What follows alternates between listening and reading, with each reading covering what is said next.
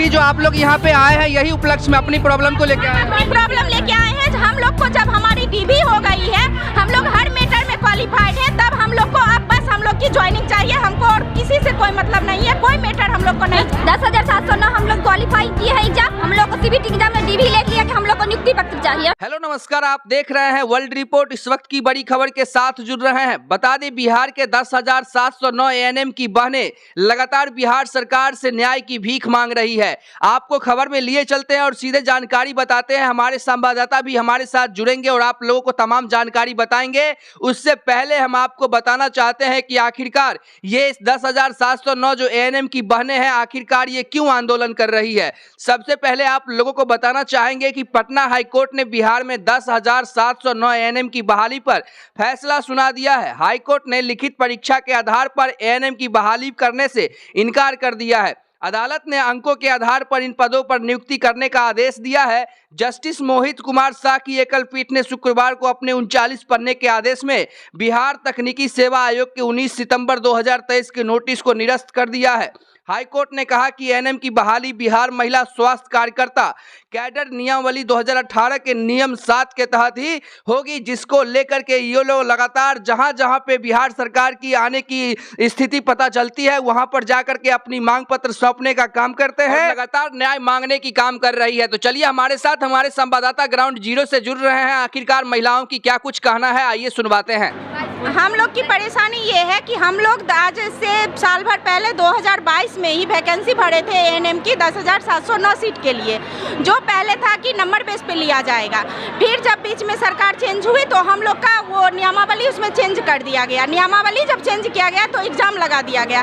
फिर हम सारी बहनें एग्ज़ाम क्वालिफाइड किए, मेहनत करके एग्ज़ाम क्वालिफाइड किए। एग्ज़ाम क्वालिफाइड करने के बाद फिर हमसे किया गया जो नहीं, जब हम लोग की डीबी हो गई, हम लोग एग्ज़ाम क्वालिफाइड हो गए, जब हम लोग की ये लास्ट पोजीशन पे हम लोग अब थे, नोटिस आया, सारे नोटिस को हम लोग ने पालन किया। हम लोग ने पालन किया सारा नोटिस, कुछ भी हम लोग ने नहीं इधर उधर कोई नियमावली छेड़छाड़ हम लोग नहीं करवाने गए नहीं। उसके बाद हम लोग का क्या हुआ, जो जब हम लोग की ज्वाइनिंग लेटर आने की टाइम आ गई, तब वहाँ से फिर क्या हुआ, जो नियमावली चेंज कर दिया गया है। हाईकोर्ट द्वारा बोला गया है जो नहीं, अब नंबर बेस पे लिया जाएगा, एग्जाम का कोई वैल्यू नहीं है। तो आखिर आप लोगों का मांग क्या है, मांग क्या कर रही है सरकार से? हम लोग को ज्वाइनिंग चाहिए। हम लोग की मांग यही है कि हम लोग स्वास्थ्य मंत्री से, बस हम लोग स्वास्थ्य मंत्री से यही नियमावली में संशोधन होना चाहिए जो अभी सरकार।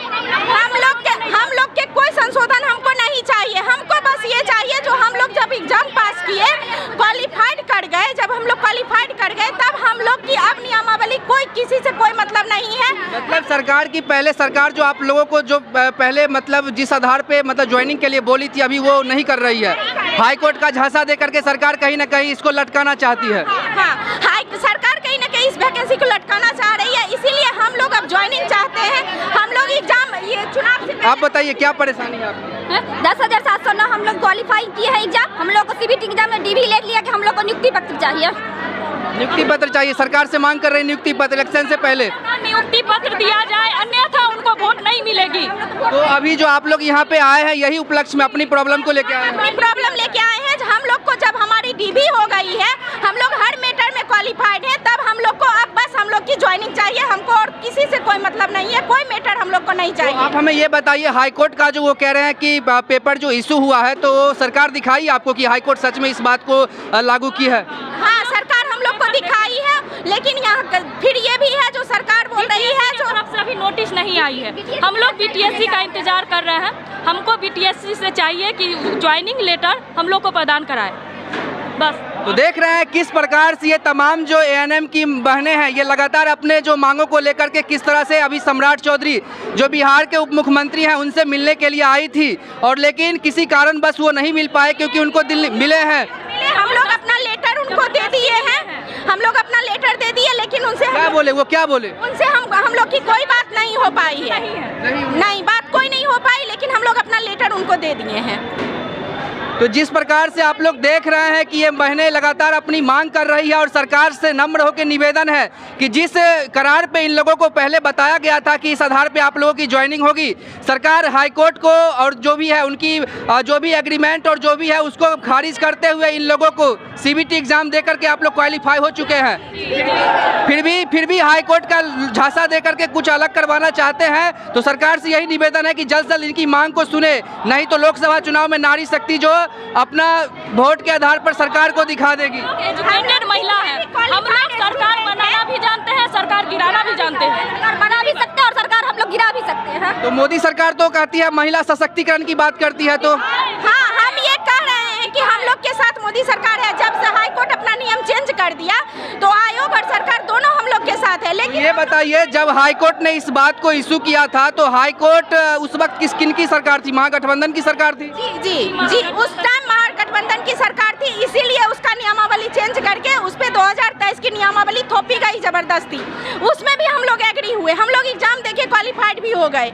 लेकिन फिर जब हम लोग क्वालिफाइड हो गए, हम लोग की डीबी हो गई है, तब जाके इसको फिर नियमावली हाई कोर्ट चेंज कर रही है। ये हम लोग को मंजूर नहीं है। तो सरकार से निवेदन है कि इन लोगों की बात को जल्दी से जल्दी सुने और जो भी नियमावली है उसको चेंज करते हुए इन लोगों को जल्द से जल्द बहाली करवाई जाए, ताकि इन लोगों को जो भी रोजमर्रा की जिंदगी है उससे वापस जो है कवर कर पाए। तो लगातार हमारे साथ बने रहे तमाम खबरों के साथ, फिर मिलते हैं एक नई खबर में, तब तक के लिए देखते रहिए वर्ल्ड रिपोर्ट।